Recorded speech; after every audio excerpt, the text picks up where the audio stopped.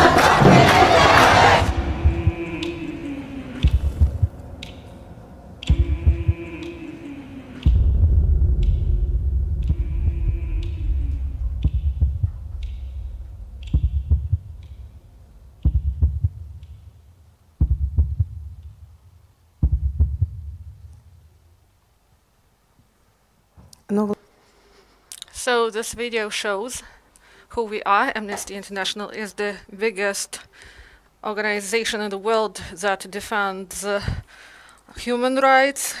We are in 128 countries of the world, and we are 7 million people, and we work in the countries where we are presented and those countries where we are not represented, but we work in order to defend the rights of people. Today we are going to speak about the situation with human rights in Ukraine, because we are in Ukraine and our organization here works and monitor what is going on in Ukraine. But if you are interested what is ongoing in the world, you can find information on our site, amnestyukraine.ua. I give the floor to my colleague, Lesya Kharchenko. Thank you for being with us today. I would like to say that Amnesty International, this is not only the organization, this is also a movement. This is not just an office in Kiev or office in other countries of the world. This is a big number of people who support us with their actions. They are not indifferent, and they want to fight for human rights in the world. And in Ukraine, we have a lot of people like this. So our presentation now is not only in Kiev, but also in Kharkiv. And Kharkiv is one of the regions where we have support, and we decided that this year we are going to present our annual report in 2 series, because we are not only in Kiev, we are not only in the center, but also in many, many parts of Ukraine. Unfortunately, we cannot deliver presentation in all the cities and settlements where our activists are present. But I'm really grateful to our colleagues, to activists who are now present our report in Kharkiv. And we would like to start our report. I would like to start with Crimea. At the end of 2016, we had the mission to Crimea, and we provided the research that is called the Crimea in the darkness. And we called on the government of Russian Federation, the government of Ukraine, and the international organizations to search for compromise and to do everything possible that big international organizations should be present in Crimea, because these short visits to Crimea, they do not provide the full picture of what is going on there. And in this research, we said that the situation in Crimea deteriorates, and especially concerning those who think differently. And the Crimea Tatar people, they suffer the most from persecutions. And in our research, Kharchenko case we studied, and he is a human rights defender and participant of a human rights group, and he was studying the disappearance in Crimea, and at the time he was beaten, and after this there were several attempts to kidnap him, but then we got information that this was kidnapping, but de facto the power said that this was some sort of detention of Emir Husseinov, and then several times it happened so that people just helped him to escape. Civilian, they just helped him out and to get rid of those people who wanted to kidnap him. FSB officers came to him, and the officer demanded cooperation. He addressed Emir Husseinov, and he said that he should tell what is ongoing inside the Crimea Tatar community, and he wanted to have his cooperation, but he rejected this cooperation. And then he was arrested, and the same officer came to his son Bekir. He visited him at school, and this small boy at school, the boy whose father was detained, and he was really disturbed, and this officer of FSB came, and he said, if your father won't cooperate with us, so we will jail him because he's a terrorist. Then his wife addressed police and asked what was going on, and the process started concerning deprivation of her parental rights, and then it was stalled because of public reaction. But we know what the situation was then, and then looking further concerning this case, we looked closer at Hizbut Tahrir case, and we followed the events in Crimea, and all 6 people, including Hussein, they were brought to Rostov, and now the court trial is ongoing. Last week I went to Rostov-on-Don, and I followed this case, and we heard the decision of the court concerning Emir Husseinov and other 5 people, and also we heard the words of this FSB officer who fabricated this case. He just faked it. And this was really emotional, and I believe that it is really important to bring attention to this case. And I would like to remind about this case. All these people are convicted according to several articles. The first, participation in terror organization. In the Hizbut Tahrir organization, I would like to remind you that this Hizbut Tahrir movement is not prohibited in the Ukraine, but it is prohibited in the Russian Federation. And after annexation of Crimea in 2014, when annexation happened, according to international humanitarian law, and this territory, the next territory, there should be legislation preserved of the state from which these territories were annexed from. So this was the violation of international humanitarian law by Russian Federation, and the Russian Federation judged people according to its own legislation. And according to international law, people cannot be transferred to the territory of the aggressor state, but the court hearing is ongoing in Rostov-on-Don, and also they are tried by a military court, and this is also in violation of international law. So the first article, the participation in terror organization, this is full nonsense, and the second one is the attempt of coup d'etat, because in the process, this FSB officer who fabricated the case, he couldn't say about the 6 people. These people didn't have any arms, didn't have any connections among themselves, no funds, no connections with some organizations outside. So there are no proofs, but allegedly they wanted to attempt a coup d'etat, whether it was in Crimea or in mainland. So he just got confused, and with the participation of prosecutor, he said that let it be the attempt of coup d'etat in Crimea, but he didn't provide any proofs. Just he said about some witnesses, some evidence from them, but no one knows how these evidences were provided, and we will follow this case. We will continue to follow this case, and we will inform about what is going on. But it is important to understand that this is not the only case. There are many cases like this, and the activists who are in Crimea, and they try to express their own opinion, to provide their opinion about what is going on in Crimea, they are turned into terrorists.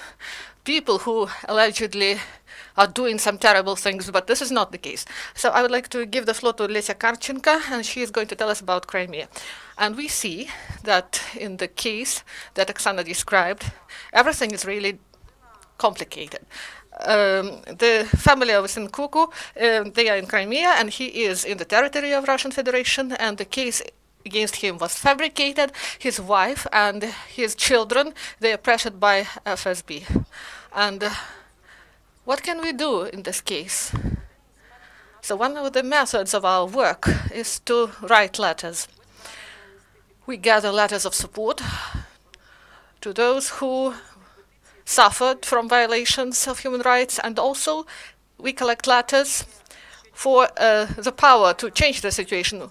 And we have an action, Amnesty International, that is carried out in all the countries we are present in. The marathon of writing letters, it is called, and we collect letters for people. We select several cases, and each case is really important for the country. And the violation that is against one person, this is violation against many people in the same territory. So during last marathon, that is in December, the marathon 2017, we selected Kuku case as a case from Ukraine, and we gathered letters for him and for his family. It seems that this is a small case, one letter, just one letter, but many Crimean Tatars who were imprisoned, and fortunately now they are released, but they said that this was a great support, this one letter that comes from Free Ukraine and from other countries, and that they are able to read this letter. And we gathered more than 6,000 letters for Mir and his family, and we gathered letters, simple letters, and also such drawings. This is some sort of sketch, some sort of comics, and we asked children in schools to provide, to color such pictures, and children in this way expressed their opinion and solidarity with the children of Mirzaina. And we will continue to work on the case of this person, and also this year we are going to further support those who fight for human rights, especially in those conditions that are now in Crimea. And separately, I would like to say, and I would like to add, that when I was in Rostov, we were able to provide through the lawyer the support, the letters and the words from those who wrote on Facebook, and he there will be next hearing, and he also provided his thanks and said that this support is really important for him, and this is a great incentive for us to work further. Next situation we would like to voice is the situation with the women's rights and rights of children in Ukraine. So the situation we are facing now, the level of domestic violence is really high in Ukraine. So the number of complaints to police is on the increase, but there are no radical changes, and there are no proper steps from the side of the state to change the situation. In February, there was a report from the UN Monitoring Mission on Human Rights, and they documented the cases of sexual violence concerning the connected with conflict in the East. So in February, this report appears. The statistics is really impressive, and on this wave, the movement continues to ratify Istanbul Convention, and many people know about the situation.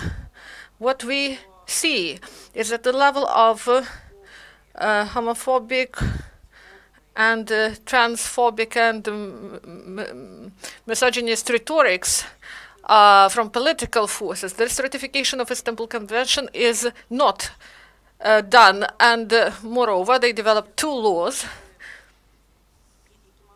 that they should have been introduced in order to implement the norms of the convention into the national legislation. What happened in reality? They adopted two laws, and they removed the word gender. For the same reason, the convention was not ratified, because at the level of populistic claims, they said that this word gender, they said that this is taken from the West, and this was one argument, and ending with the fact that gender, this word, and the ratification of Istanbul Convention will lead to single-sex marriages. But how these things are connected? They are not connected. So there are no proper arguments in response, because this is just populism without any grounds. What we have at the moment, two laws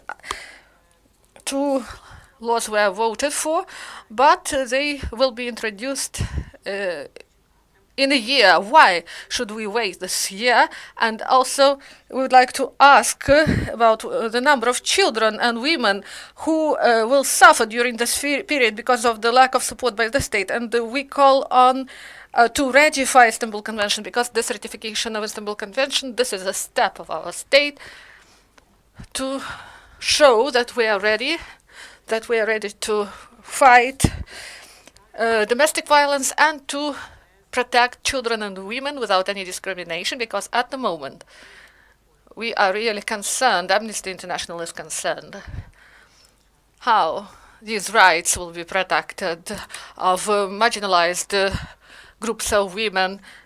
And those laws that were adopted, they exclude this word gender, and we will follow the situation, but we fear that some marginalized groups won't be protected. I give the floor to Lesya Kharchenko. When we started our work on the topic of the Istanbul Convention and domestic violence, it was really difficult for us, and now each time we formulate a message that we want to spread, when we want to explain what we do and why it is important, we face many difficulties. And this is a difficult topic. It is difficult to speak about it in Ukrainian society. Not enough people want to speak about it. This is a topic that remains closed somewhere in the house, in the family, and people do not bring it out. And this topic is filled with the difficult terminology, those words, gender, even ratification of the Istanbul Convention. What are these words and how they will help me? So first, we asked ourselves whether people understand these words, but we got big wave of support from different groups of women. In 2017, we had two actions, and we call on women in different cities in Ukraine to join us and to draw attention to domestic violence, to the issues of violence against women and the Istanbul Convention. And we were surprised that so many cities supported us. We carried out these events in Kiev, but also there were events in Kharkiv, Mariupol, Odessa, Kherson, Lviv, Uzhgorod, and even sometimes we didn't ask and we didn't address local activists. They just came to have this action. They saw our hashtag, or they saw the news that the action is planned, and they organized the action at the grassroots level, and this shows that this topic is really acute and really important for so many women. It is really pressing problem. And I would like to thank everyone who supported us, and I would like to say that we will continue to work with the topic of the Istanbul Convention, despite the fact that they try to postpone it because of these adopted laws. We want that this convention be ratified as it is in its full scope. And I would like to say that we were joined by different women. So these were women from the LGBT community, these were the women with HIV/AIDS, the sex workers, and for all of them this topic is really important. And this stresses the importance of the topic of the Istanbul Convention and the rights of women in our country and the importance of work with this topic. I would like to say that in the mid-2017 we had research, You Do Not Exist it is called, and this was a joint research, Amnesty International Human Rights Watch, in which we said about the practice of secret prisons practiced by SBU of Ukraine and the so-called LPR, DPR, and the result of our work. In this research, 20 people were released from secret prisons of SBU, and we agreed this. But at the moment, we supported several claims of the victims. The situation should be investigated at a proper level. At the moment, a year passed, even more, we started this process, and no proceedings. So our people, those who were in prisons and secret prisons of SBU, they are not recognized as victims. They are not recognized as those who suffered. And they are still in the status of witnesses. And the lawyers now work in order that people who were abducted and who spent different terms, a year up to 2 years, maybe several months in the secret prisons. So they should be provided with proper status, and they should be able to defend their rights in court. So this shows big level of impunity, and this topic of impunity is very important. Two killings of journalists, killing of Bezina and Pavlo Sheremet. So these crimes are not investigated properly, and the president of Ukraine said that he takes this under his personal control, but the action concerning the anniversary of Sheremet, the president didn't respond to this action, and on online activity that was ongoing then, and didn't provide any announcements or claims. So there are no there is no progress in the case, and it shows that the level of impunity continues to increase.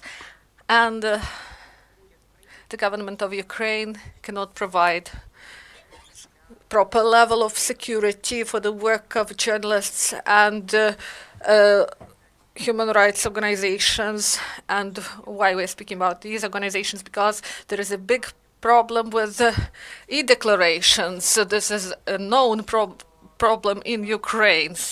First, in response, the government, in response to activity of NGOs that fight corruption, the government adopted the law, and the anti-corruption activists, they should provide e-declarations, and this is unacceptable because declaration on assets from public servants is necessary because they work for the taxpayers' money. And civil servants, they should show the profit in order that we understand whether they have some additional profit from somewhere, or maybe they are bribed, or maybe they have some additional interest.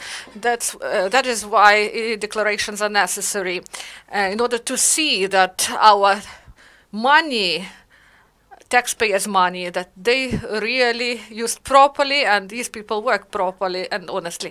And this was declared by the representatives of political forces, that in response to this, they disliked it so much that they were obliged to show their assets, and the law was adopted in order that activists also provided the declarations.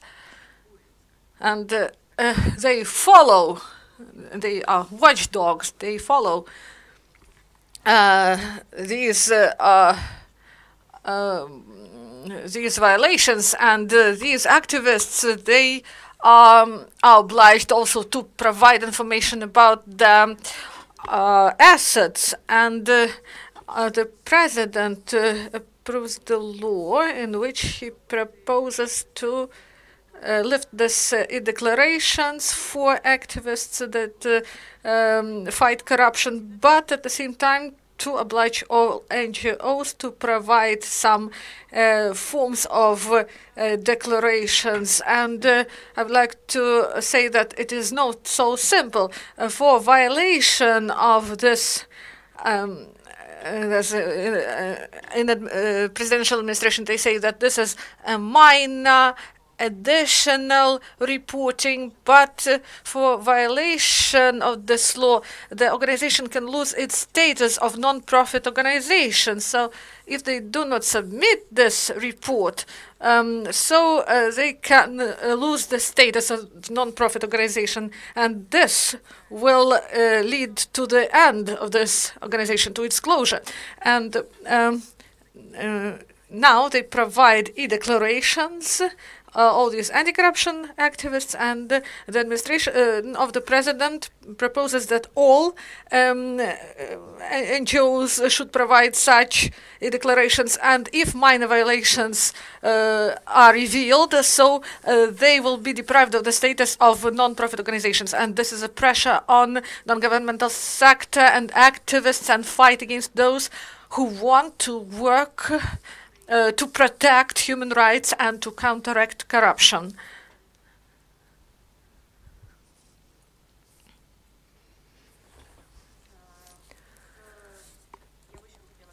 Also, I would like to say about several aspects.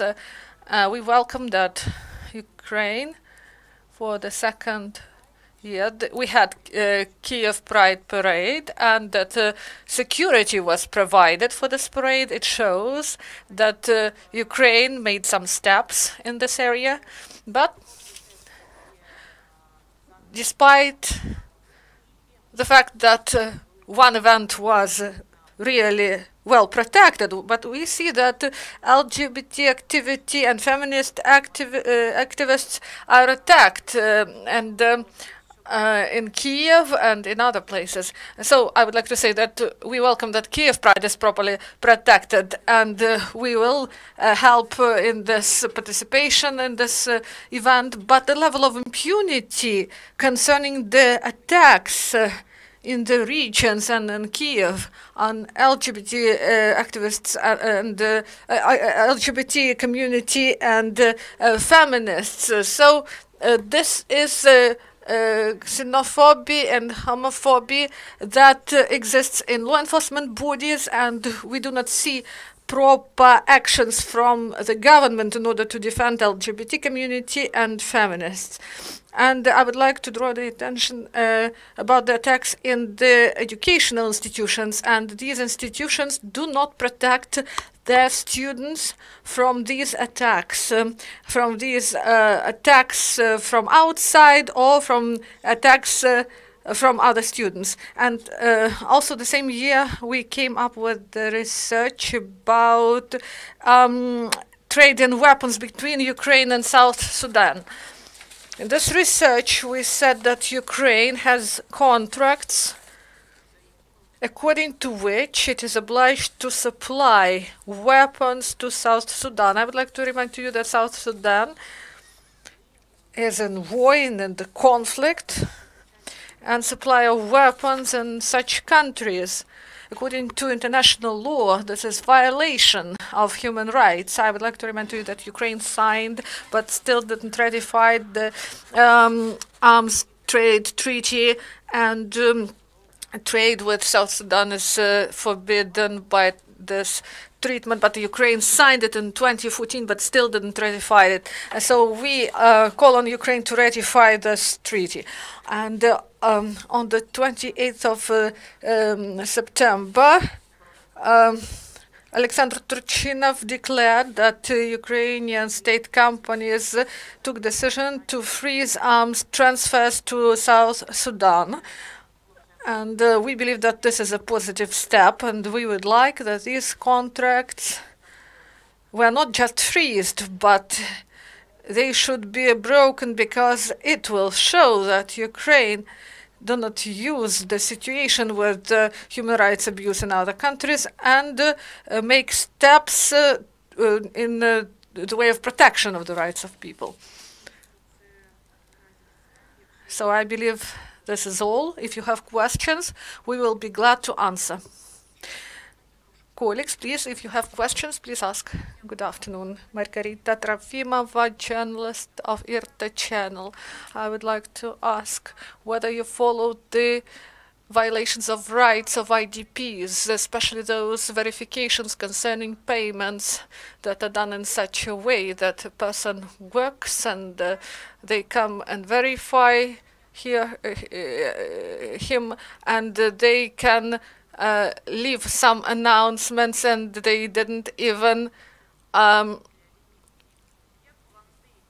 address me directly. So what should be done in order to stop violations of the rights of IDPs? Thank you for your question. I would like to say that, unfortunately, in 2017, we didn't have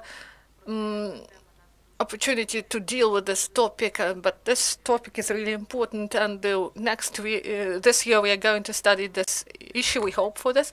And answering your question, what can be done when your rights are violated, we have only one answer. You should protest. You should defend your rights. If your rights are violated, you should do it publicly. You should make it transparent. You should unite into groups with those people whose rights are violated, and jointly you should defend your rights. Yes, this is work. Yes, it takes time. Often it seems that there is no response, but this is the only way to protect your rights. And the more people will know about it, the more people will speak about it, that some violations are ongoing, so the better the chances that government will hear this and introduce some necessary changes. Do you have other questions? Please ask. One question from me. So I looked through the report, and I saw that there were no steps to allow Amnesty International representatives to the places of illegal detentions in occupied territories. And thank you for this question. Unfortunately, we had the opportunity when we did it in 2016. We were able to get in the territory of DPR and collect information, and we yielded the result into our report. But after this, or before this, after this, we were not allowed to these detention facilities. So the situation is really bad. I would like to remind that so-called the Supreme Court of DPR last year in 2017 took decision to use capital punishment, and this is also unacceptable violation of human rights, and I'm surprised that so little is said about it.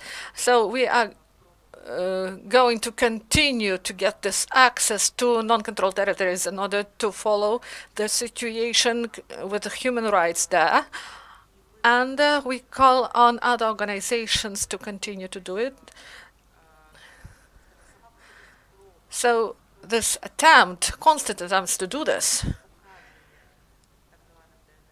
it shows to DPR and LPR of so-called DPR and LPR.